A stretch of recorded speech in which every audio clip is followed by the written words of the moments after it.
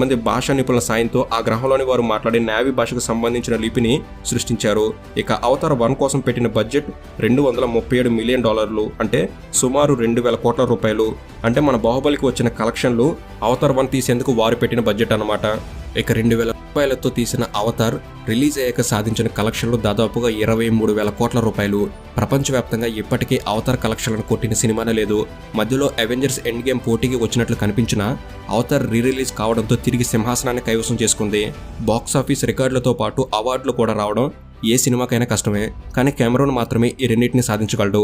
Avatar cinema మొత్తం 9 విభాగాల్లో ఆస్కార్కి nominate కాగా ఉత్తమ ఆర్ట్ డైరెక్టర్, ఉత్తమ సినిమాటోగ్రఫీ, ఉత్తమ విజువల్ ఎఫెక్ట్స్ విభాగాల్లో అవార్డులను అందుకుంది. ఒక్క లండన్ ప్రీమియం షోతోనే అవతార్ 5 ఇంటర్నేషనల్ అవార్డులను గెలుచుకుంది.